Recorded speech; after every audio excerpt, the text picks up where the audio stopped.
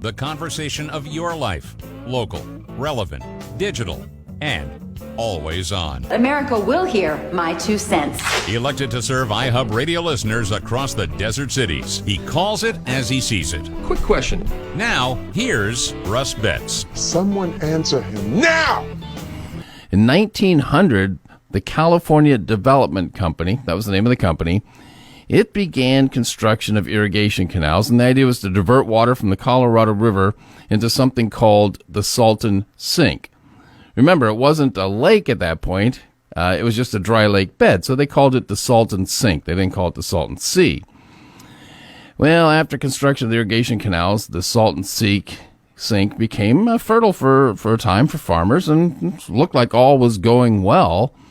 And in 1905, there happened to be a very heavy rainfall and snow melt, which caused the Colorado River to swell, and the water was so much that it overran the head gates for the canal, and the result was a flood. This all took place over a 2-year period, and there were 2 newly created rivers from time to time, and they all flowed down into the Salton Sink. And it got so bad, the flooding, that a Southern Pacific Railroad, they tried to stop the flooding. They couldn't. And the river eroded deeper and deeper into the desert sand to the point where there was an 80-foot high waterfall that had been created. As the basin filled, the town of Salton went underwater, and a Southern Pacific Railroad siding went underwater. Lands of the Torrey Martinez tribes were submerged, and with no drainage and the sudden influx of water, well, the Salton Sink became the Salton Sea. So what do you do with a new sea in the desert? Well, the U.S. Navy was conducting a preliminary inspection of the Salton Sea back in January 1940. And they determined back then, well, you know, this can't last. Over time, there aren't the conditions here for sustainable sea in the desert where one never existed. It used to be a dry lake bed. So, you know, they identified the problem. And that was back in, October 1942, they had issued a report saying, hey, we got a problem. Well, they knew it wouldn't last then. Then came a very big development. December 31st, 2017, no more Colorado River flowed into the sea.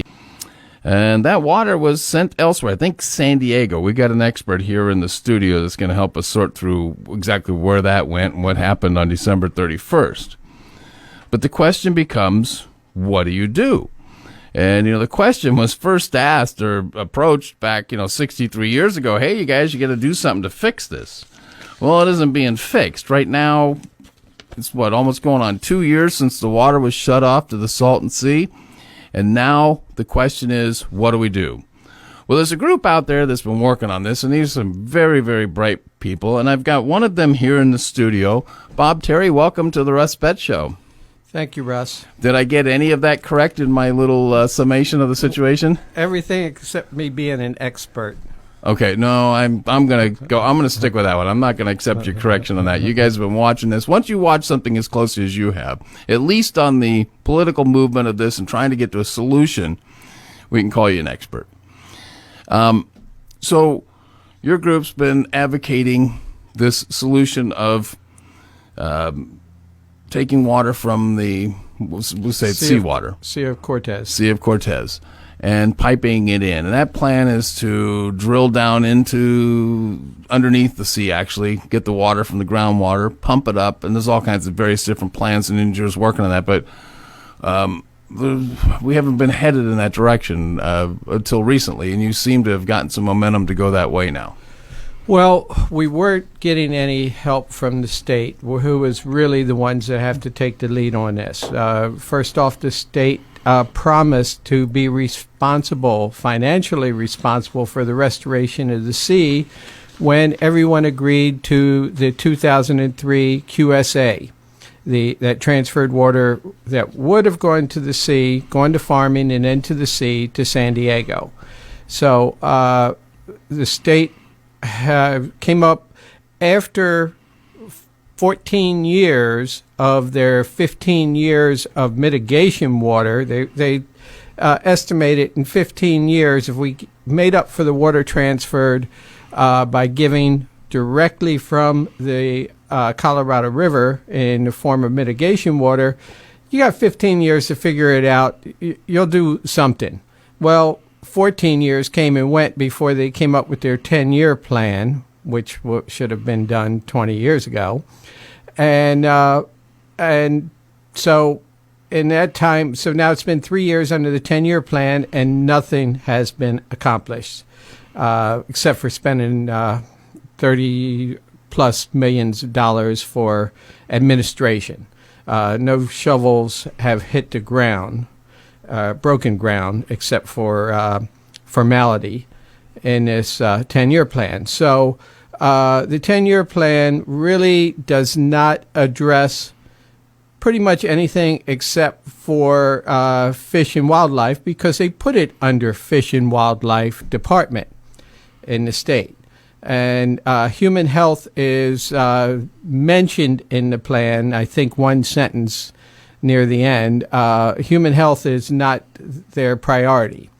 We believe human health should be the top priority, but we should not forget the fish or the birds. And even the fish and games projects, although they're designed to help the fish and birds, they haven't been. The fish are all but gone. The only place where they're reproducing now, as at last check, was in the two of the drains going into the sea. The sea is too saline for even the tilapia. It's twice as saline as the ocean. And as a result, the fish are all but disappearing, and the birds, consequently, are all but disappearing. We've last count, 90% of some of the fish-eating birds are gone. Okay, so let's slow down here a little bit and take a look at this. We've just covered a lot of ground there. The basic issue is the sea is drying up because there's no more water coming in from the Colorado River. And now they've got to come up with some solution. And there are, the one here for this letter writer up in San Francisco says, well, just bring in the salt water from the ocean. And then there's another plan going on, which I think is backed by the Sierra Club, at least to the extent that it would create a habitat for birds and fish and wildlife, is what the North Shore plan is that what we're talking about? Well, the North Shore plan is really more for, in my opinion, for developers. It's to build a community there that essentially is paid for by taxpayers. But the plan is to cordon off a small section of the sea to have a viable section near where they're putting their new community. So this all comes down to water. Okay, water has to go in sufficient quantity to keep the sea filled up. And if you don't have enough water going in, then it starts to shrink, which is what's happening because the water that was filling it up the Colorado River has now been diverted somewhere else. Which doesn't address the toxicity at all. In fact, if you let the sea shrink, then you have more concentrate of toxicity. They like to say smaller but sustainable, but really it's smaller but more toxic. Okay, so you get a smaller area, and it's the water source you're talking about that's coming in for that. Is it a natural, clean water source, or is it a higher concentration now? You've got farm runoff is basically what you're talking about, Well, you right? also have sewage still coming in from the south, from Mexico, and from the farms.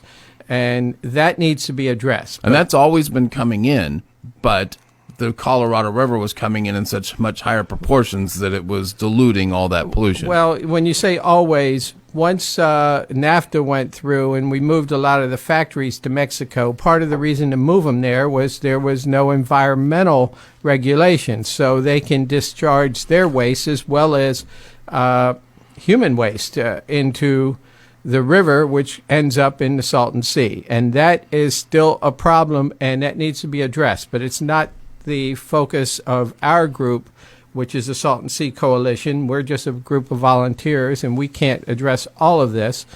We have been trying to address the larger issue of the shrinkage of the lake, and we believe that bringing in seawater is the best, most logical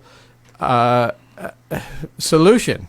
The solution that the state seems to be trying to come up with is lining the shrinking sea and the exposed playa, which causes health risk, with the latest we heard is gravel.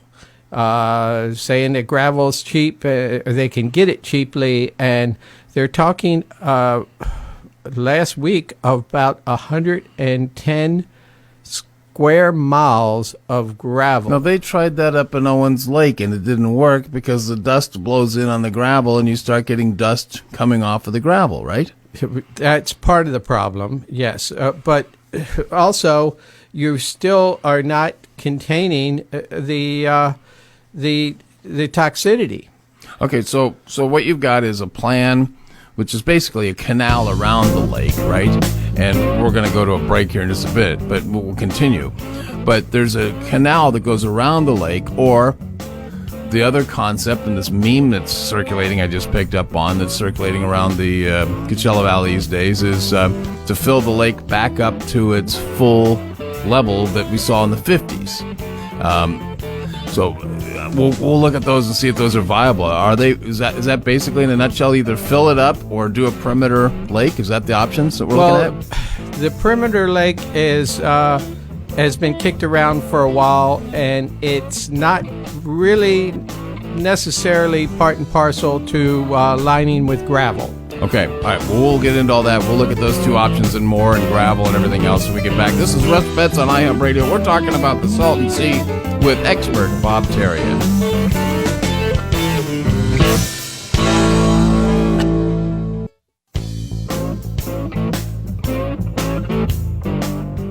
Read about it tomorrow. See it tonight. Hear it all day today. If it's happening in the Coachella Valley, it's front and center now on iHub Radio. And there it is. Now, here's Russ Betts. We've known each other a while, and you've been active on so many fronts, but this one's occupied your time for years now, right? Right. Actually, I got involved in this 32 years ago. Wow. Okay. So I don't know why you objected at the early start of this to being an expert, but let's just say you're really knowledgeable on it, okay? We can settle on that? Okay, I'll go with that. All right, we'll settle on that one. All right, so you've got, when we went to the break, we're talking about these two options. One is a perimeter lake or some type of smaller lake, and then cover over all the rest of it with the gravel in the hopes that that's going to control these huge dust clouds. I'm thinking of these, what do they call them, hibobs or hiboobs? What's the technical word for that? Do you know? Haboob. Well, anyhow, it's the big. I don't know if that's technical though. The big rolling dust clouds. Yes. There's the technical. They come up and they totally engulf the valley.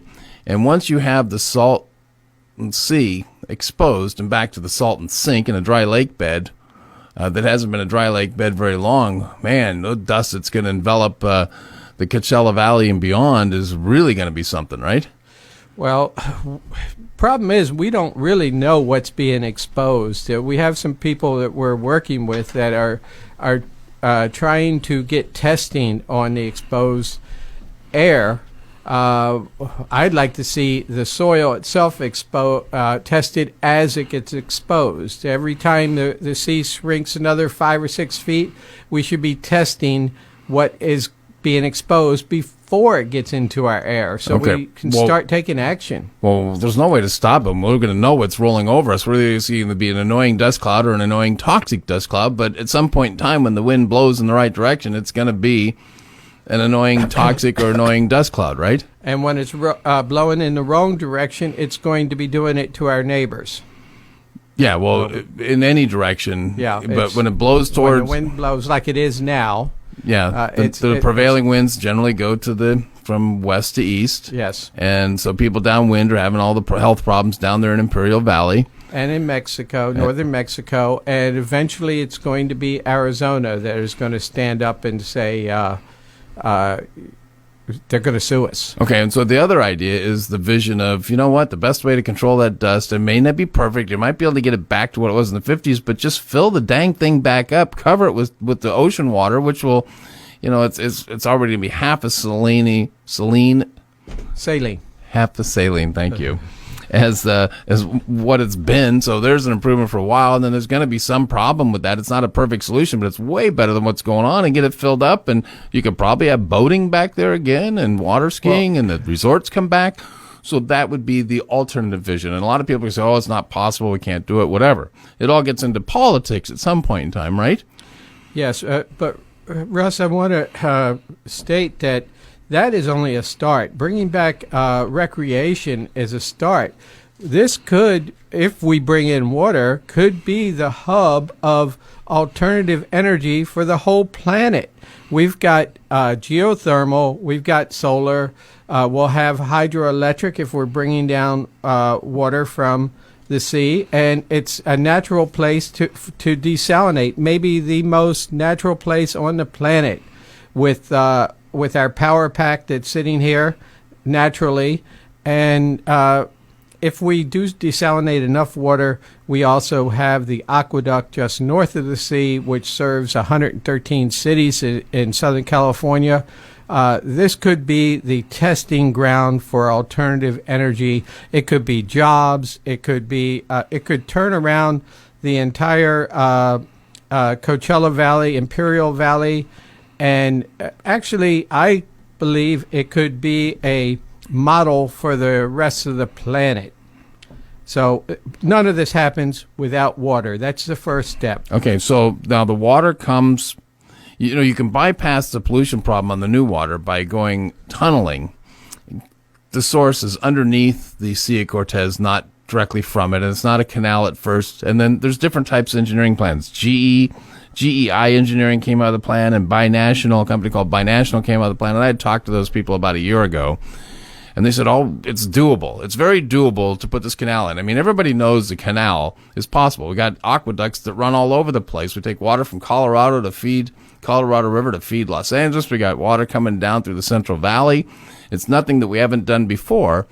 And so people started saying, well, why not? And you went around proposing to different city councils around the Coachella Valley the question of, this is what we want to do, and you had some success, correct? Yes, we got overwhelming support from all of the cities in the Coachella Valley. We went to the cities in Coachella Valley because the political power is here compared to Imperial Valley. Imperial has endorsed the concept of seawater import a couple of years ago. The supervisors voted 5-0 to support seawater import. They had representatives from Mexico, from the tribe that controls much of the right-of-way, came up and met with them. They endorsed it, but we weren't getting any support in Riverside County, where there's more money, more power. So we went to the citizens with petitions. We got thousands of signatures. That wasn't getting the attention of Sacramento, so we went to the cities. All right, so we're going to put it on hold there. We're going to let everybody know that there's some development there, but you're going to stick around to the break to hear what that was, because I got to go. We got to pay for bills around here. And we're back with more on Russ Betts on iHub Radio. Okay, we're getting there. The conversation of your life. Local, relevant, digital, and always on. America will hear my 2 cents. Elected to serve iHub Radio listeners across the desert cities. He calls it as he sees it. Quick question. Now, here's Russ Betts. Someone answer him now! Okay, the subject is the Salton Sea.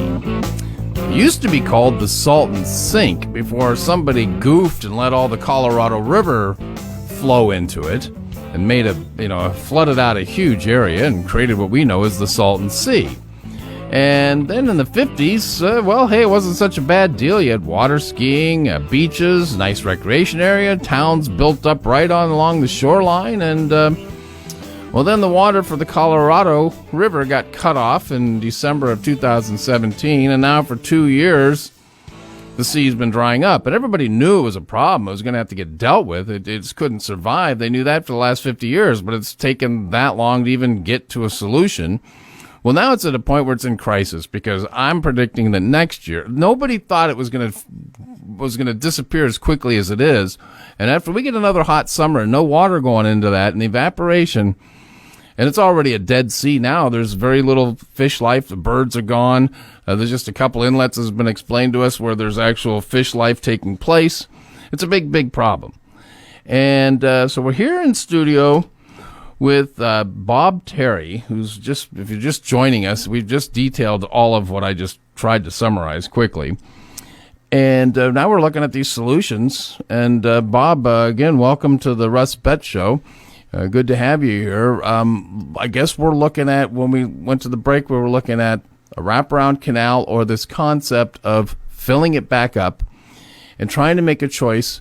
And what happens so often is sometimes political momentum will drive a solution. We've seen that happen in other causes. Do we have any political momentum on this one? Well, our group has gone to the cities in the Coachella Valley and asked for resolutions to support seawater import. We started with Desert Hot Springs, and Desert Hot Springs voted unanimously to support seawater import. And since then, we've gone to the other cities. Rancho Mirage was very supportive in that they gave us a study session to present our case, and the opposition movement presented their case not as well. And Rancho Mirage voted, I believe it was also unanimous, to support us. And since then, we've gone to the other cities. This study session, we've been able to, it was televised, so we were able to show that elsewhere. And we've gotten overwhelming support from the cities. We have 8 of the 9 already signed up. The 9th was scheduled for this past Wednesday. They did not have it on the agenda due to some kind of administrative foul-up, but we've been assured that they will support it. What city is that? That is city of Coachella, which is actually the closest to the sea.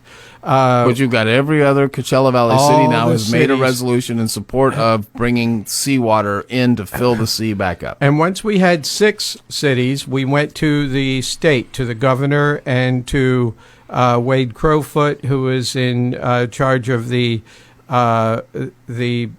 natural resources. He's the Secretary of Natural Resources. And they have given us at least some reason to suspect that they are considering seawater import. They've given at least lip service for the first time to it.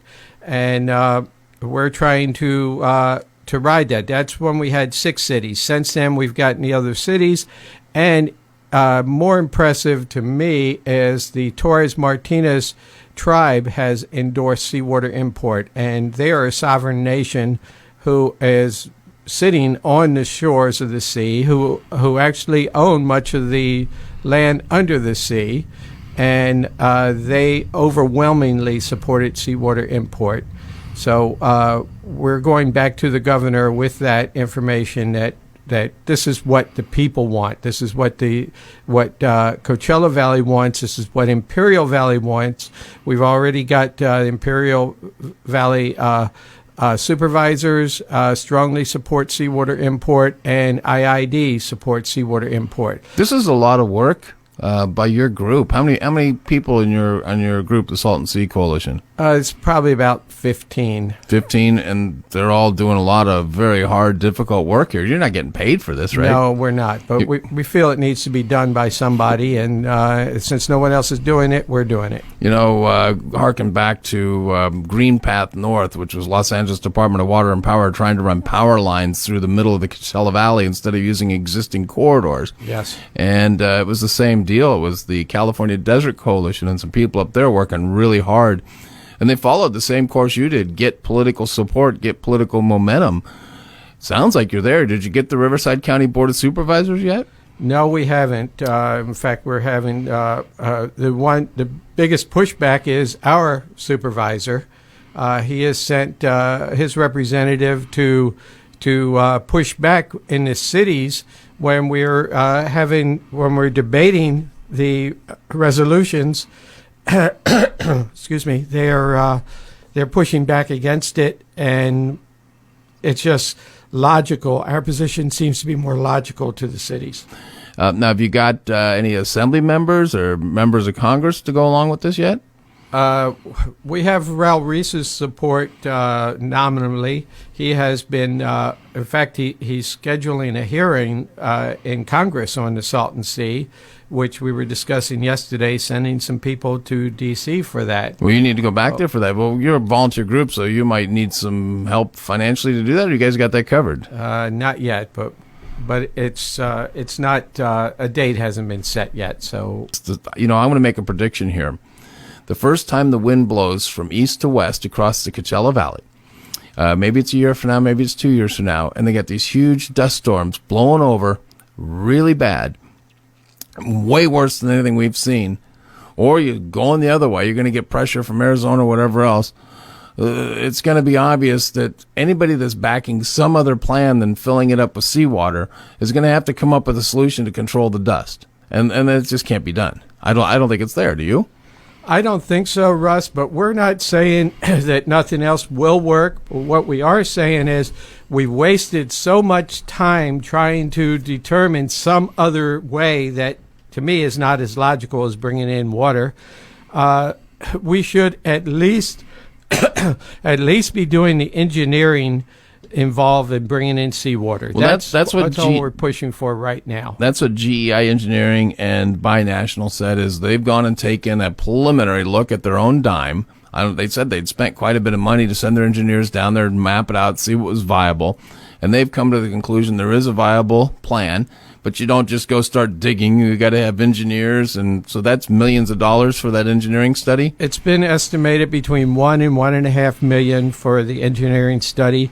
And my personal suggestion is that we do two separate paths: engineer, which could cost as much as $3 million. The problem is it takes time. It takes 2 to 3 years, maybe more, to do the engineering, and nothing else can happen until that. So our push is to get the engineering started now while you're still trying to do the 10-year plan or any other plan. Then when you see, as you say, in a couple of years, when you see that that's not working, we won't be starting from scratch. We'll at least have the engineering done. Now, I talked to the guy, I forget his name, I wish I remember his name, I don't remember if it was GEI or Binational, one of them. I talked to him because they were at that seminar or that study session in Rancho Mirage, and I was there and I got their contact, talked to him, and he said, we're looking at about a year to 18 months to do all the engineering we need to do. And that's if we started now. He said, figure 2 years to get all the engineering done to the point where you're ready to actually let out contracts and start to work. That's if everybody decided right now, today. And he said, but that's not going to happen. It'll take at least a year for more political momentum to take place. And it sounds like he's right, because you're doing the political momentum part. And then after the engineering's done, now you got a bid process. And that's, 6 months to a year if it's fast track? Actually, once the engineering is started, once the political will is that we're going to have to proceed with this because it's the only viable solution, you can start the next steps while the engineering's still going on.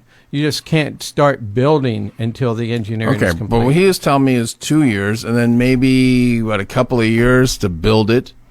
So you're looking at minimum, if everything's optimum course, there's no delays, everybody's resolved, we're going to solve this with seawater, you're looking at 4 years? Which is why we want to start engineering now. We don't want to wait another couple of years before they decide that, this is our only real solution. Way back, I don't know what it was, 3-4 years ago, I'm on the Energy and Environment Committee, the Coachella Valley Association of Governments, and we're talking about this, and it was 2 years before the Colorado River was going to get cut off. And back then they were talking about, let's do some license plates to save the Salton Sea. Well, it's no longer a matter of save the Salton Sea. It's already lost. And in 4 years from now, it's going to really be lost. It's going to be bring back the Salton Sea. I want to correct something that you alluded to earlier, that there are no fish left. There are still fish in the sea. They're just not as many, and they're not being born except in the couple of the drains coming into the sea. In 4 years from now, will there be any fish left? There probably won't be. Will there be any water left? There won't be as much, and what's there will be more toxic.